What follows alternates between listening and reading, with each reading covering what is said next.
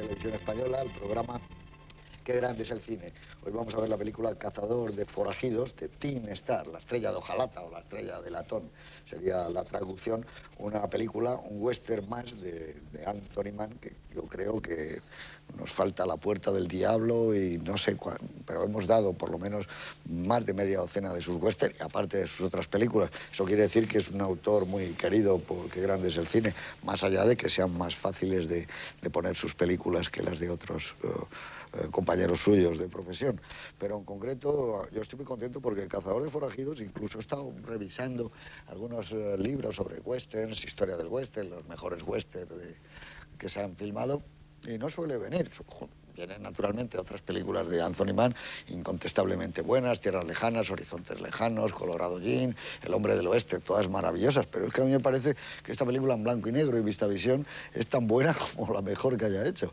Me parece que desde que empieza hasta que acaba, por cierto, con unos planos asombrosos, el plano primero de la película, que luego más o menos es el mismo que reconstruye Anthony Mann, es una cosa soberbia. Se instala uno en la película de una manera como pocas veces lo he hecho, lo confieso. Es una película que yo ya he visto con anterioridad, pero a mí me parece que es extraordinaria. Es una película sobria, es una película relajada, es una película hecha con un dominio y una sabiduría fantástica. He leído en algún sitio que es una especie de homenaje a John Ford. No sé, yo creo que es una película tan personal de él, tan filmada a su propia manera, que no veo yo...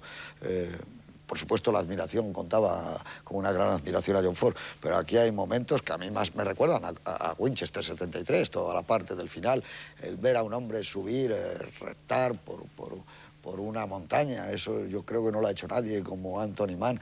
Ya verán ustedes, hacia el final hay una situación en una cueva.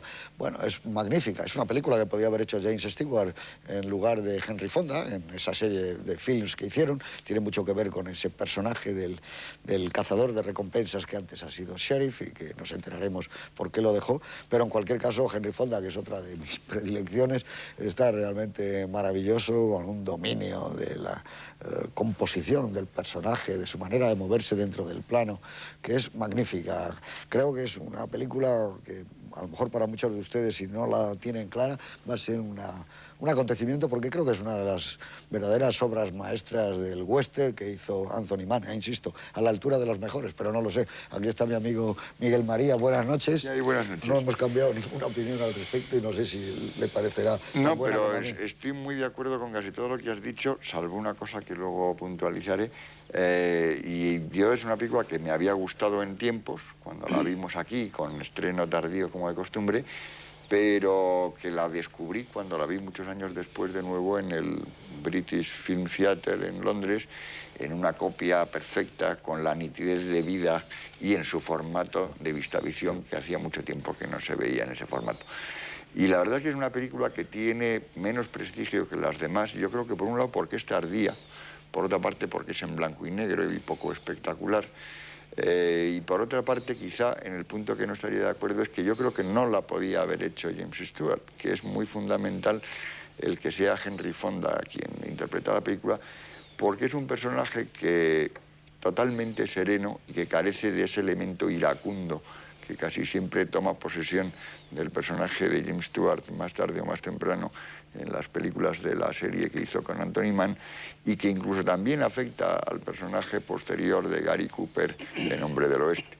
Yo creo que es una película muy basada en Henry Fonda como actor y en su tranquilidad y serenidad absoluta, y que eso es quizá lo que a alguna gente, un poco simplistamente, les hace pensar en Ford. Piensan, bueno, en una ciudad y más o menos uno que ha sido sheriff y que tiene por ahí luchas con patanes varios, etc. Y Henry Fonda. Que Henry Fonda, pues piensan en My Darling Clementine.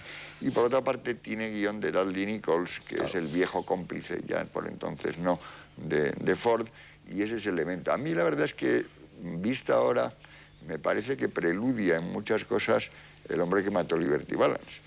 También pues una película en blanco y negro, fundamentalmente urbana, y que tiene una utilización de la profundidad de campo enormemente especial. Y bueno, ahora ya lo veremos en la película, pero sí hay un factor que yo querría destacar en esta película, porque me parece muy original, que es la lección de puesta en escena y de espectadoría, si se puede decir esa palabra, que hay en el personaje de Henry Fonda.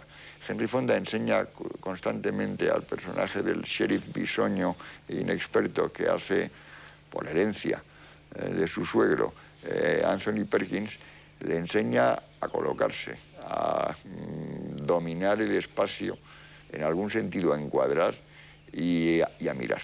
Y, por ejemplo, hay un momento, yo creo que maravilloso, en que le reprocha que está a punto de intervenir en una pelea sin haberse fijado en que como ninguno lleva armas, eso es una pelea menor que hay que dejarla correr. Bueno, yo creo que es un poco una llamada de atención a la atención que debe prestar el espectador a la película, que quizá en estos tiempos en que las cosas se ven bajo una especie de bombardeo de imágenes, en esta película que es muy reposada y muy compuesta siempre en profundidad, no es mal consejo. Muy bien, muchas gracias. Juan Cobo, buenas noches. Buenas noches, José Luis. ¿Qué te parece, Cazador de Forajidos? Pues Teen Star. A mí lo que más me parece de lo que se ha dicho aquí es que fundamentalmente es una película de guionista, de Nichols. Y el hecho de que Nichols esté en La diligencia y esté en La patrulla perdida y esté en una serie de hasta 8 obras de Ford, que esté también Nichols en 3 obras fundamentales, una comedia como La fiera de mi niña, como Fuerza Aérea, la película de guerra, o Río de Sangre de Hawks, esas 3 también, que esté con Renoir en 2 películas fundamentales que hace en América, que esté con René Clair en la película que se vio hace poco, Sucedió mañana. Creo que Nichols tiene una posición frente a los valores cívicos y humanos de los personajes que trasciende toda la película. Es decir, a mí la película me recuerda dos anteriores de ese mismo año 50, de las que tiene algunos elementos. Una es Solo ante el peligro y otra Raíces profundas. Esta es la tercera de esa trilogía. Creo que fundamentalmente es una película que nos enseña cosas importantes que hemos de saber para vivir en sociedad, es decir, el respeto a las minorías, en este caso a los indios, el respeto a la negación del funcionario que tiene que defendernos, el egoísmo de los que tienen que ser defendidos, pero sin embargo no ayudan a aquel que les defiende, una serie de cosas muy fundamentales, todas muy en la línea de Nichols. Yo recuerdo hace casi 40 años, cuando se preparaba el segundo, tercer número de Griffith, yo encontré en una antología de guiones, y el prólogo famoso era de Nichols, y saqué como 10 o 12 líneas en que venía muy claro lo que él pensaba, este liberal demócrata, con una sensación de hombre que atesora muchos valores y que los aprecia y los defiende. Eso está todo el tiempo palpitando en esta película. Digamos que es una película donde es importante la ciudadanía, ¿no? Mucho más allá de un western como se podría hacer en una primera lectura. Muy bien, muchas gracias, Juan. Antonio Jiménez Rico, buenas noches. Hola, dinos buenas noches. Algo antes de que pasemos a ver El cazador de recompensas, El cazador de forajidos. A mí me parece una película excelente y además muy original por la época en que se hizo, porque ese hombre de las praderas y de los espacios abiertos, que como decía André Bazin, su cámara siempre parece que respiraba, pues hace una película en que se refugia en un campo más cerrado, se refugia en un aspecto más urbano, más a base de interiores, pero claro, sin olvidar nunca su sentido del paisaje, lo cual utiliza con una gran sabiduría, gracias sobre todo a la sabia utilización que hace de las posibilidades de profundidad de campo que le da VistaVision, que él llega a utilizarlo hasta los máximos extremos y posibilidades, lo cual es un espectáculo en sí mismo,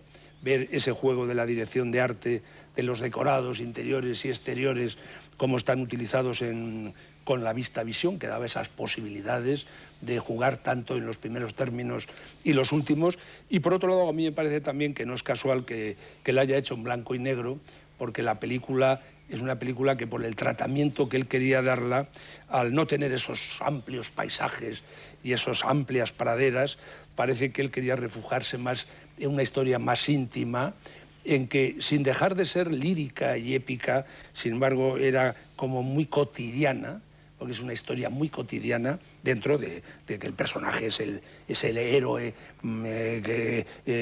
con aspecto frágil y vulnerable, que tiene un pasado más o menos un poco morboso o turbulento, pero sin embargo